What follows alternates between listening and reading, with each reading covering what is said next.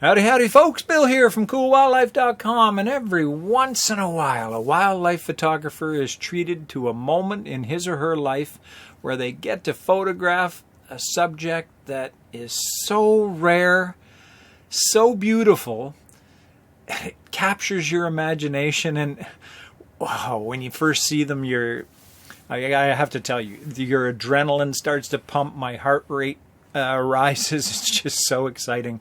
And this is one of those moments that I get to share with you today.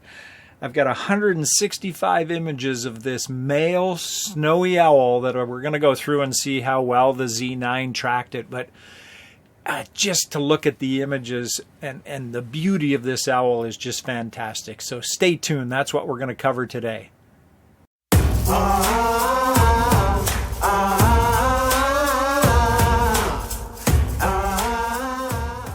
All right, today we're going to be reviewing 165 images that I took of this male snowy owl. And you can tell that it's a male because of the lack of barring, brown and blackish barring across the chest and the head and the tail feathers. And so as a male snowy owl matures, there is less and less marking to almost pure white. I do have at the end of this video 10 fun facts about owls. If you're going to be shooting snowy owls in particular, then it's a good idea to understand their behavior as with any species. So that's at the end of this video. We're going to focus on the images though, and if you like this kind of content, please consider subscribing to the channel. It helps support it, and give us a like, and let's get into some discussion as we go. I'd love to hear from you. Now, I keep hearing people use the word game changer with the Nikon Z9. It's a game changer. What do they mean by that? And I think everybody has a different interpretation for themselves on what is a game changer. For me, in the DSLR world that I came from with the D850 or the D5, I was reviewing my images primarily with the intent to see if the eye was sharp. That's what I was looking for. Most of the wing positions were at 8 frames a second. The variety wasn't as great as it is now with 20 frames a second. But this thing, you know, of the 165 images, only 4 of these were not tack sharp. And even the ones that weren't tack sharp, or they're soft, but they're not out of focus. So I'm actually looking now at different wing positions, different backgrounds, uniqueness of feathers, whether they're blowing in the wind or not blowing in the wind. Are talons sticking out? Is one of the eyes squinting because of the sunlight? I want them both open. I want catch lights in the eyes. All of those things are things now that I focus on those things when I'm reviewing my images, because I'm only going to pick, generally speaking, out of a sequence, one image that I really like. And so now with the Nikon Z9, I get to be really picky by comparison to what I was before. The specs on this as we roll through these images, I'm shooting with the Nikon Z9, of course, with my 500 PF lens. So I've got the FTZ2 adapter on. It's at high efficiency star, 1/3200th of a second, which is my go-to shutter speed for birds in flight if I've got the light, f6.3 and ISO 400. And if you're interested in how to set up the Z9 for birds in flight, there's 2 resources that I'll put in the description of this video. One is Matt Granger has an excellent 6-hour video tutorial. That's what I used to set up my Z9. It's not specific to birds in flight, but once you understand what each function is within the Z9, you're able to then set it up for whatever your genre is, whether that's birds in flights, landscape, and so on. I also have a menu settings guide that I put together, which basically just gives you the settings and how I have my camera set up. So I'll put those links in the description for you. All right, so here we go. This is our male snowy owl, and let's start rolling through takeoff and images. And I'll just start off showing you that, yes, the eye is sharp. That's what I'm looking for. I kind of like how the snow's lifting off on the talons there, and I like the wing position. Even at ISO 400, I can see noise here that I would want to clean up, but that's easily cleaned up in Topaz Denoise AI. All right, let's keep rolling through here. Again, we've got some snow coming off the feet. And I'll just keep rolling through these images. And as I say, I'm looking at wing positions. I'm looking at eye contact, the snow that was coming off the ground.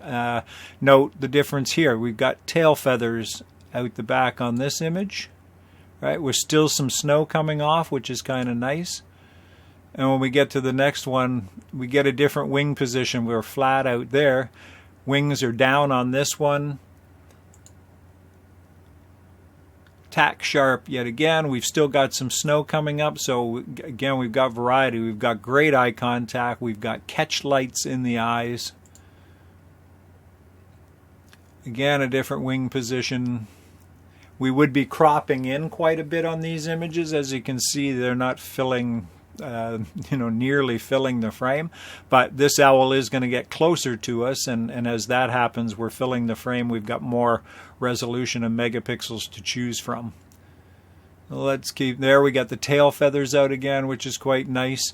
One thing I don't like is the intersection where the white horizon of the snow meets the woods. I don't like personally intersecting the owl with that. So as this owl starts to lift off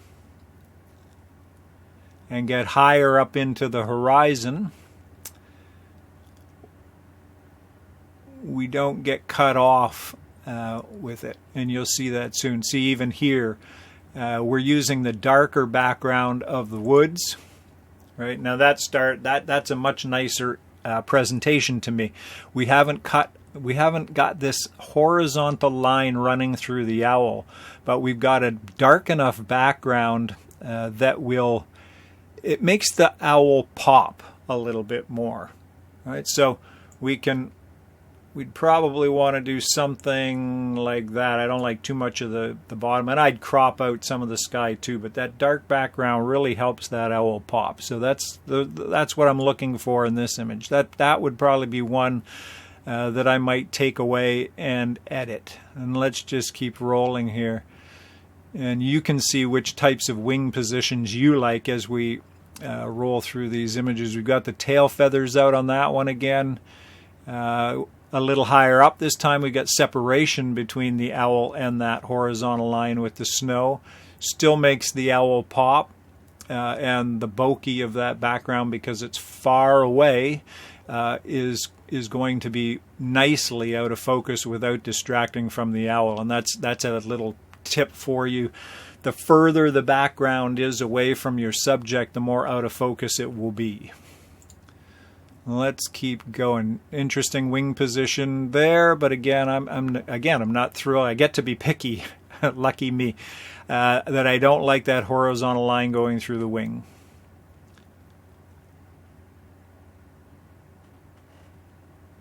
Okay, now as we get higher, still not bad. I was going to say we don't get quite the pop that we got when the face was in the darker portion of this image, but I don't mind that one. I kind of like it. The tail feathers are out as well. We've still got nice eye contact, good detail in the face and feathering, and at 1/3200th of a second we haven't blurred anything. Sometimes I'll do intentional blur, but in this case I wanted everything to be tack sharp and freezing the action. Let's keep going. Yeah, okay, I like that one. We're getting higher up into the horizon now. So we're going to lose the ability to have the owl pop from this darker background. Let's see. We could frame it up. That's too much separation for me. Great image of the owl. I like how the wings are, but I liked it when it popped here. So, and it's a plain blue sky. That I'm not thrilled with. But as we move through this sequence, you can see some of the clouds up here on the right. And as this owl moves up into the horizon, we're starting to push up into that cloud cover, which I could bring out in these images. I could make these pop a little more just to give some contrast or background to the owl. I mean, I love these wing positions that we're getting, but on a plain blue background, kind of boring. All right, let's keep rolling through. As you see, we're up into the clouds now. We've got some cloud cover here and here and here, which we could use. I think I can bring that out a little more. But again, see, we're tack sharp. We've got great detail to work with from this image. All of these are the raws. I have not processed these in any way. These are straight out of the camera.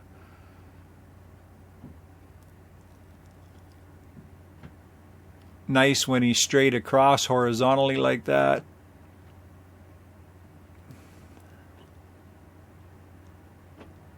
And we'll just keep rolling. And now he starts to drop down into some heavier cloud cover here so that we get out of that blue sky. So he's starting to bank just a little bit there. So you can see how we're coming down into the cloud cover down here and here, which I like. So I'm looking now for an image that I might want to edit as he's into the cloud cover, and it's probably that one. We've got nice cloud cover above the owl, and we've got cloud cover underneath the owl, which I think that will be one of the ones that I want to edit and show to you how it edited out. We'd crop it. We've got space over here, but we've got too much space over here. So I would probably crop that image, I'd leave the space there, but I'd crop it in about the same distance on the wingtip over here, and probably in a 16:9 format. We don't need the blue up here, and we don't need some of this bottom stuff, but I do like this cloud underneath and the cloud on top. So that might be one of the images that we process. Even some of these, we've got some cloud cover here under the wing and on top, so 5108 is another one that we might want to take a look at.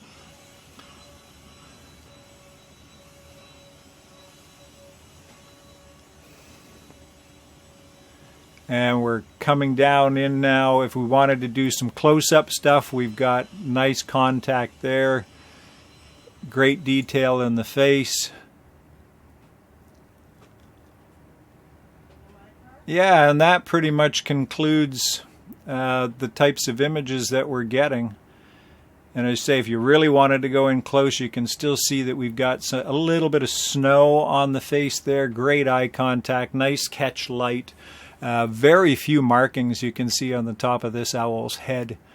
And that's that. Now, this is one of the images that I edited with the cloud cover above and the cloud cover underneath. I really like how this image turned out.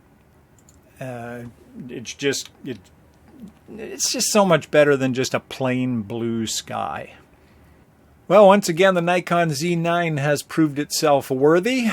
Now, as a wildlife photographer, I'm a firm believer that you should try to understand the species that you're going to be photographing. And so as we wrap up this video, I wanted to share my 10 snowy owl fun facts with you.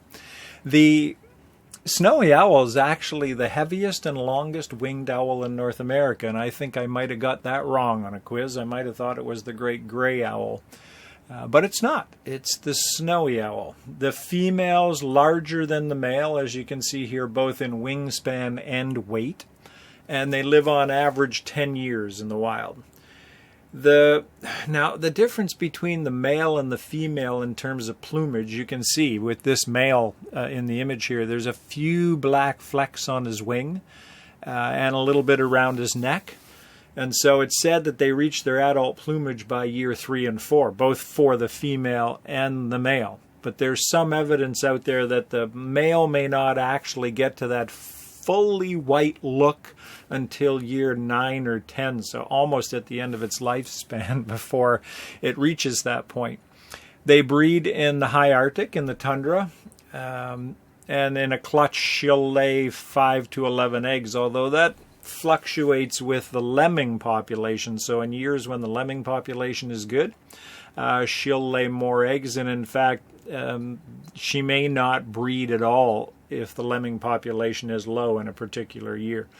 And interestingly enough, they don't breed in the same spot, nor do they breed with the same mate, unlike some species like the trumpeter swan.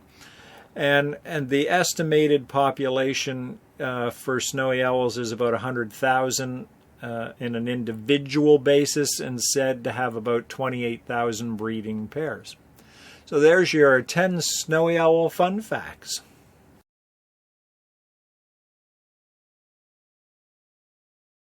Sharing this content with you is so much fun for me. If you want to help support the channel, give us a like, subscribe to the channel, bang on the alert button, share it out, or give us a comment. It all helps, and it's much appreciated.